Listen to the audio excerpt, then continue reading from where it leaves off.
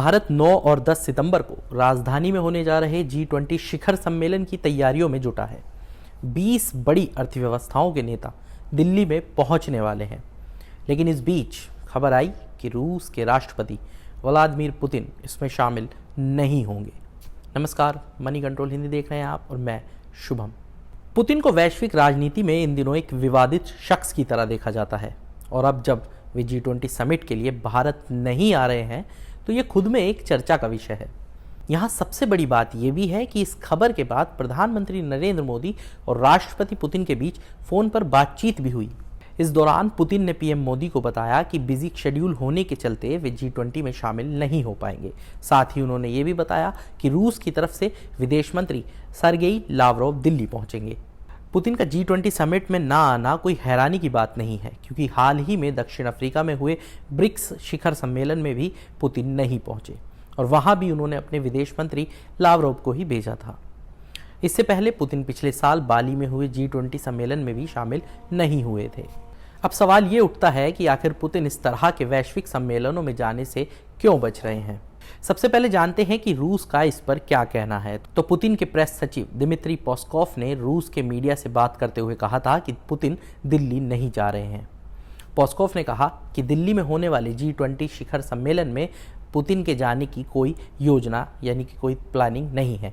अभी उनका पूरा ध्यान सिर्फ और सिर्फ यूक्रेन में चल रहे विशेष सैन्य अभियान पर ही है। देखा जाए तो बात रूस की एकदम सही है कि पुतिन के विदेश यात्रा ना करने के पीछे यूक्रेन युद्ध ही एक बड़ा अहम कारण है, लेकिन इसके भी कई अलग अलग फैक्टर हैं।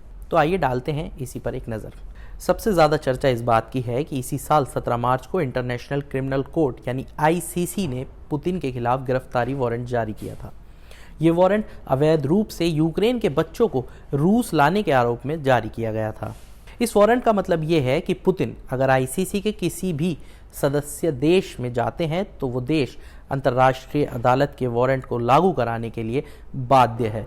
सीधे शब्दों में कहा जाए तो उस देश से पुतिन की गिरफ्तारी की जा सकती है। 123 देश ICC के सदस्य हैं और दक्षिण अफ्रीका भी ICC में एक सिग्नेटरी कंट्री है। तो शायद इसलिए पुतिन ब्रिक्स सम्मेलन में नहीं पहुंचे, क्योंकि अगर वे जोहान्सबर्ग जाते तो मजबूरन दक्षिण अफ्रीका को दबाव में आकर उनकी गिरफ्तारी के लिए सहयोग करना पड़ता और इससे दोनों देशों के अच्छे खासे संबंध पर असर पड़ता। अब आते हैं भारत पर। तो सबसे पहले हम आपको यहाँ ये साफ कर दें कि भारत ICC का सदस्य नहीं है, तो इसलिए भारत पर ऐसा कोई दबाव भी नहीं है कि उसे ICC के वारंट के लिए सहयोग करना होगा। अब ऐसे में सवाल ये उठता है कि फिर पुतिन को भारत आने से क्या गुरेज। इसका जवाब जानने के लिए हमने जवाहरलाल नेहरू यूनिवर्सिटी के centre for Russian and central Asian studies के प्रोफेसर संजय कुमार पांडे से बात की। सुनिए उन्होंने इस सवाल का जवाब क्या दिया। देखिए, एक बात तो ये देखिए, बाली में भी वो नहीं गए थे जी। तो एक बात तो ये है कि जिस तरह अलग थलग पड़ गए हैं पुतिन, उसमें इतने सारे विकसित देशों के राष्ट्राध्यक्ष या शासनाध्यक्ष वहां आएंगे। अगर उनके हाव भाव या उसके तरीके में वो अनवेलकम दिखेंगे, स्वाभाविक है कि उनमें से कोई भी उनसे मिलेगा नहीं व्यक्तिगत तौर पर। और तो ये जो है पुतिन के लिए, उनकी छवि के लिए अंदरूनी भी राजनीति में ये अच्छा संदेश नहीं जाएगा। वो SCO में जाएं तो कम से कम उनका सभी जो भी उसके मेंबर स्टेट्स हैं उनमें से सब रूस के साथ उनके अच्छे संबंध है, उनका स्वागत होगा, उनके साथ जो भी औपचारिकता है वो निभाई जाएगी। यहाँ पर ऐसे बहुत सारे देश होंगे जो रूस से एक औपचारिक और सामान्य रूप से मिलने को तैयार नहीं है। तो इसलिए जहाँ वो महसूस करें कि वो अलग थलग हैं या उनका यथोचित सम्मान या स्वागत नहीं होगा, वो ऐसी जगह पर संभवतः जाना पसंद नहीं करते हैं। अब सभी की निगाहें इस बात पर भी टिकी हैं कि क्या G20 समिट में यूक्रेन युद्ध को लेकर कुछ बात होगी। इस पर प्रोफेसर संजय कुमार का क्या कहना था वो भी जान लीजिए। उनको लगता है कि उनकी उपस्थिति में शायद इस मुद्दे पर पश्चिमी देशों के नेता और ज्यादा बोलेंगे और उनके परोक्ष में बोलेंगे तो उतना बुरा नहीं लगेगा, लेकिन अगर मुंह के सामने उनके रूस की कार्रवाई या उसकी नीतियों की निंदा होगी तो स्वाभाविक है उनको बहुत बुरा लगेगा। तो वो तो है ही है। पुतिन यूक्रेन युद्ध के बाद से ही अपनी सुरक्षा को लेकर काफ़ी चौकस हैं। ऐसे में उनकी सुरक्षा का मुद्दा और भी ज़्यादा संवेदनशील तब हो जाता है जब हाल ही में उनके खिलाफ विद्रोह छेड़ने वाले वैगनर ग्रुप के प्रमुख येवेगनी प्रिगोजिन की एक विमान हादसे में मौत हुई है।